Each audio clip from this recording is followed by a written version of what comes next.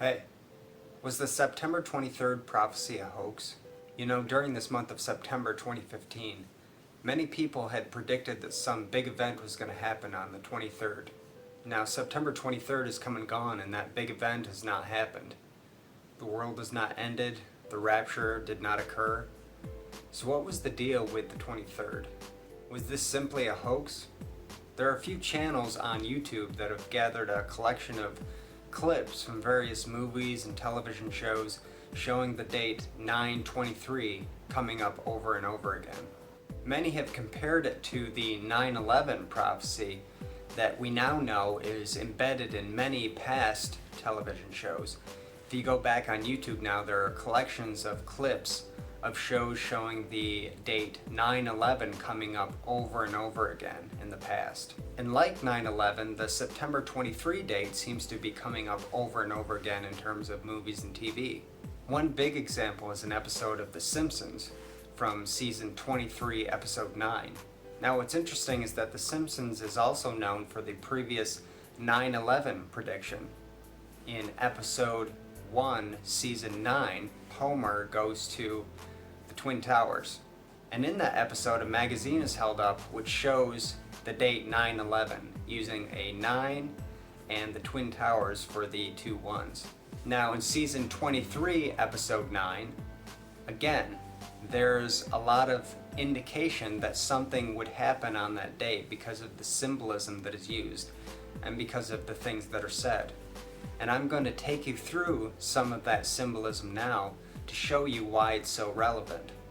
And even though September 23, 2015 is past, it seems that if you look into this episode and look at the symbolism, there is a future event waiting to happen. So now let's go through that Simpsons episode together.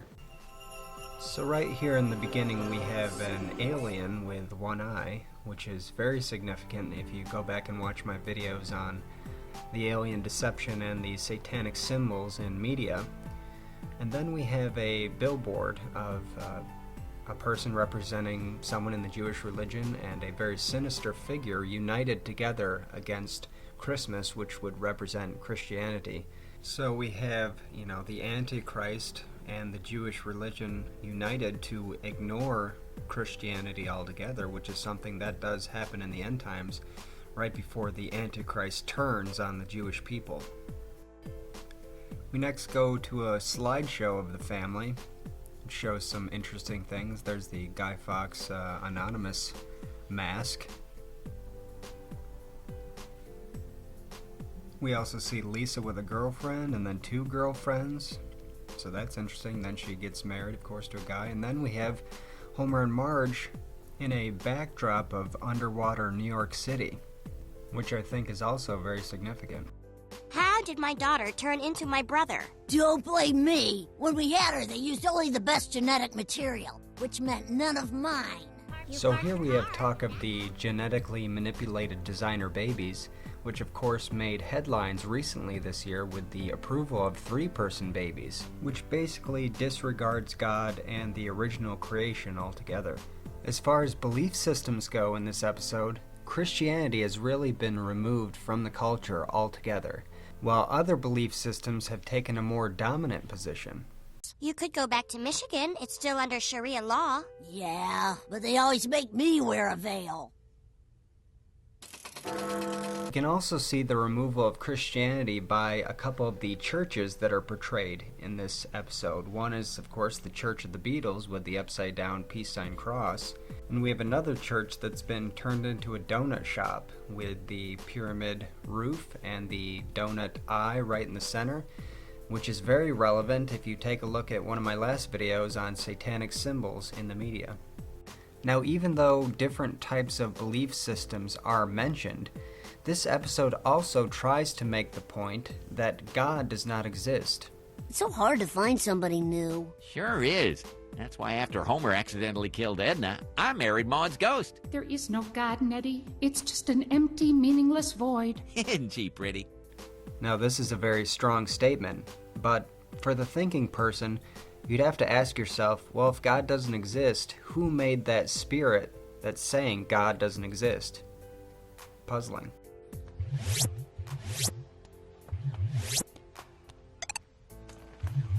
Now, September 23rd is the big date, or 9/23, and again, this is the 23rd season and episode 9, and this is one of the many references to the number 23 that is in this episode, or 9/23. By these gates, you can also see future civil war breaking out, because of course we have new New York, and we also have the independent Republic of Texas.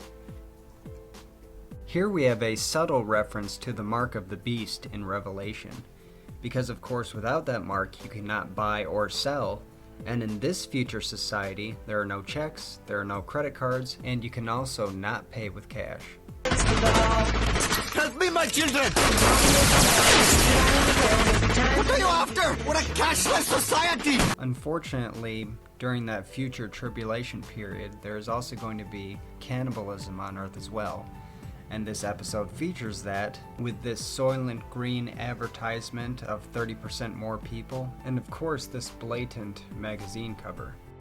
The symbolism in this segment is actually one of the bigger clues which shows that this episode is following a future biblical timeline. We have the hologram of the Christmas tree, which of course represents Christianity or the church. And after the church is taken out of the way or raptured out, it becomes the time of the Jewish people or Israel, which is represented by the menorah. And then of course the Antichrist time comes and he begins to try to decimate the Jewish people, and that of course is represented by this symbol. This symbol represents the Hindu god of destruction, and what's interesting is that there is a statue of this symbol located outside of the headquarters of Cern over in Switzerland. This organization is currently attempting to open up another dimension by using a large hadron collider, a 17-mile-long hadron collider that it built, and looks to seemingly fulfill the prophecy of opening the bottomless pit in Revelation.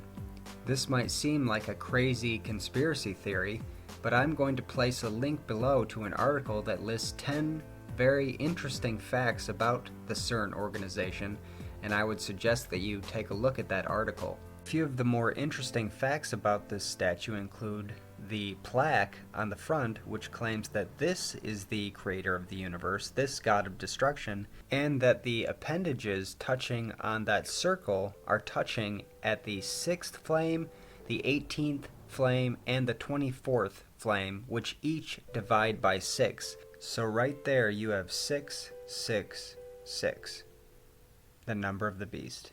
This might sound a little far-fetched, but not when you take into consideration the CERN logo.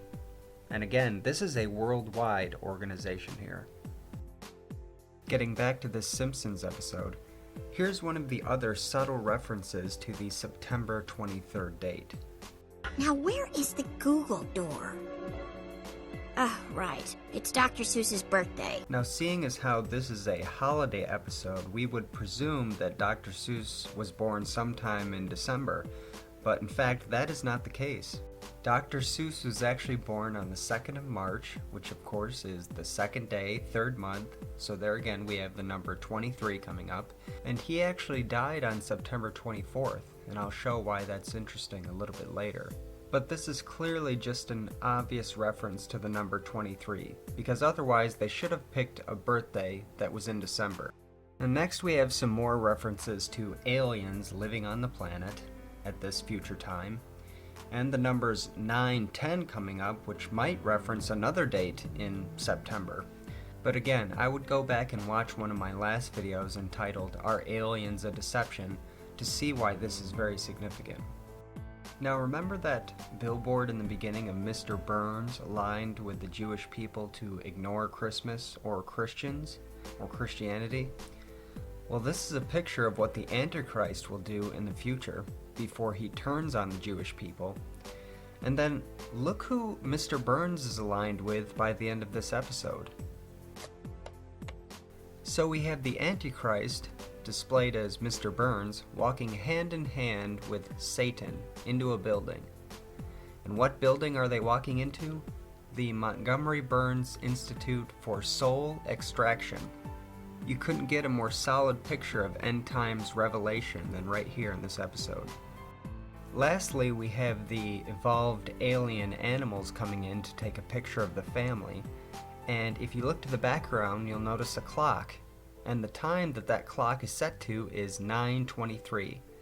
So there again, we have that number, 9:23, one last time.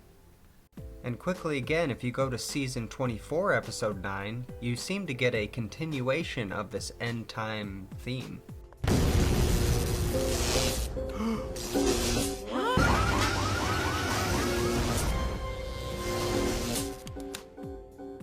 An EMP? You know what that means? Hand scissors. I'm hungry. Look, you can have potato chips now, or if you wait 10 minutes, you can have all the brains you can eat. I want both. So we have an electromagnetic pulse, or EMP, going off, sending the world into chaos, which is very significant because everyone talks about EMPs in today's time. And then we also have a picture of an asteroid heading to Earth, and upon that asteroid are zombies. Now, of course, the Great Millstone, which could represent an asteroid, is mentioned in the latter part of Revelation, and also zombies are mentioned in the latter part of Revelation, if you know where to look, and I'll probably do a future episode about those things. But these are all future events waiting to happen in Revelation. In looking at all this, you can now see why it's a future event that is being indicated when these 9:23 dates keep coming up. This date is at best 3 to 4 years into the future, because it's indicating a time in the middle of the tribulation period, not the very beginning. This current prediction was because many people thought that the tribulation had already begun, and we were in the middle of it, right at the time that these things would begin to happen. But we're not at that time because the tribulation contains certain events that have not happened yet. One is the rebuilding of the temple in Israel, which has not happened yet. That is an indicator that we have not been going through the tribulation as of yet. That tribulation is yet to start. And the reason why the rapture has not happened yet is because I believe that's a pre-tribulational event. And that is why Jesus specifically said in Matthew 24 that it will be completely unexpected. It will not be on a day when all the stars are aligned and all these big things are happening. It will most likely be on a date where there's not going to be any blood moons or any huge catastrophes or anything like that, as Jesus himself says in Matthew 24, verse 44. Therefore be also ready, for in such an hour as ye think not, the Son of Man cometh. Now he doesn't say maybe, he says it will be in an hour that you think not. So if it's in an hour that you think not, you won't have an online community of people saying that the rapture is going to happen, because everyone's thinking that it will happen. But the rapture is going to happen on a day when no one's looking for it. There aren't going to be a lot of converging events. The reason being is because it's going to catch Satan by surprise. He's not going to be expecting it, and neither is anyone else. Now, even though we can't know what that day is, and it might not even fall on a Jewish holiday, what we can say is that when we look at what is going on in the world, whether it be the horrible Iran deal, or the fact that Cern, this huge machine, is in operation, and that anytime it runs it can destroy the universe, constantly trying to open up that other dimension, we have to be very close to that tribulation period starting, because all the pieces on the chessboard are ready and set to go. So that rapture is coming, and it's going to be on a day where you don't expect it. And that's really what to look for. Look for the day where nothing's going on. That day, the rapture might happen. And that's why you have to always be ready. And the best way to be ready is to look for the truth. Because the way the truth does mean life. We need to listen when the truth speaks.